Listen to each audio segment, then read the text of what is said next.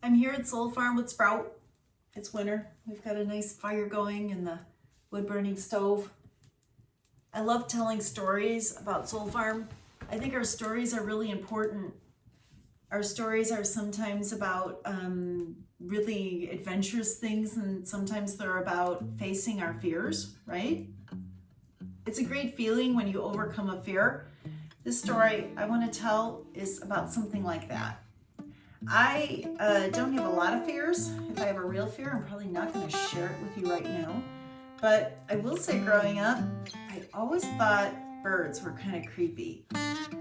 Big animals, big furry animals, I kind of understood the logic. But birds, they're kind of scary. They can come at you from all different angles. You never know if they're going to come from above or, run around below or like jump up and flap their wings. And chickens were especially creepy to me. I don't know why. But I had an opportunity to face my fear of chickens and I took it. And it led to what I think is kind of a nice story. I think no farm animal is written about with such affection as chickens. And there's a surprise factor in this. A brief visit with a chicken, and you'll believe that they're very nice, maybe, but kind of devoid of personality. But spend more time with chickens, and you'll discover that they have tons of personality, and a flock of chickens has as much drama going on as a college dorm. I've never really liked chickens. I actually grew up with a fear. They were creepy looking to me. But I like to face my fears in the eye whenever possible. So one spring day, while doing some serious garage sailing back in the city, I saw something that could help me do just this. Weirdly enough, there was a man walking down the block holding a very colorful chicken. I had never seen this before. A chicken in my pristine suburb? I chased after him, and after chatting a bit, he offered to show me the other chickens in the coop that he was covertly keeping behind his garage. In a moment, I was standing nervously in a little pen full of chickens. They pecked around, ignoring me, while I asked Jerry about wintering them and the neighbors and such. I bring eggs to the neighbors, he said. That keeps them happy. Would you like to hold one? No, I didn't. But here was a chance to muscle past this aversion I had to these feathery things with scrawny, clawy feet. Jerry showed me how to catch one by the tail feathers and scoop it up, and soon I was holding a very calm barred rock hen.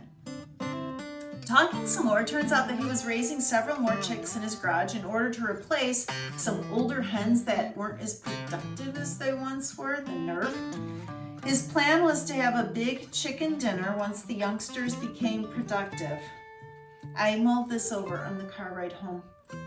Now, I didn't realize it immediately, but this meeting had some really good timing going on for me. I had plans to take a few months sabbatical for running a yoga studio and spend the summer at Soul Farm with my two young daughters. I was busy borrowing some goats from a friend that I had some goats to spare. We were going to milk goats over the summer. And after I thought about everything a little bit more, I gave Jerry a call. How about instead of cooking those old chickens, I said, how about selling them to me? Even if they're only laying once every few days, it would be nice to have some chickens at the farm for the summer. So Jerry thought this was a good idea. He says, I'll just give you 3 chickens. And so the girls and I rounded out our flock by heading to a feed store, and we picked up 4 more baby chicks to raise. We would not only have some mature hens, but young chicks too. We probably wouldn't have a lot of eggs from all of them by the end of the summer, but it would be a nice experience. So soon school was out, and we're rolling down the highway, loaded up with supplies. We got 2 dog crates of chickens and a 130-pound mastiff eyeing one another suspiciously in the back of the van. A lot of things could have gone wrong with our plan to have chickens and a mastiff, but they didn't. Caesar let the chickens be, and the chickens adapted to the hoop house coop that we put together for them. Jerry's chickens learned to love the wide open yard, which was full of bugs to peck at, and the little itty bitty chickens gradually were introduced and welcomed into the flock. We learned that chickens thrive on routine, and they're smart enough to learn the routine. We learned that each chicken had a personality. Giblet was the friendliest and would tolerate snuggles. Sunny was kind of our special chicken. If there was a bad decision to be made, Sunny would be the one trying it out.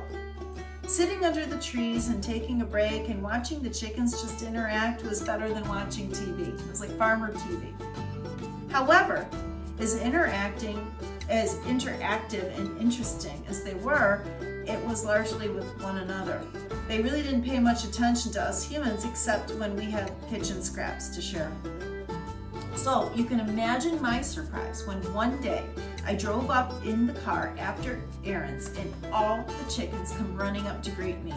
They're clucking wildly, flapping their wings. As I get out of the car, they're all flocked, crowding around me. Clearly something huge had happened while I was gone, and they were trying to tell me all about it. I looked around, but the house was still there. It hadn't burned down. There's no signs of a tornado. I couldn't see anything amiss, so I just shrugged and unpacked the car, and all the chickens rolled their eyes at one another and just thought, stupid human. It took a few hours to realize that Big Red was missing. Sometimes in the summer heat, the chickens like to cool off under the big pine trees in the yard, and that's where we found Big Red, cold and still.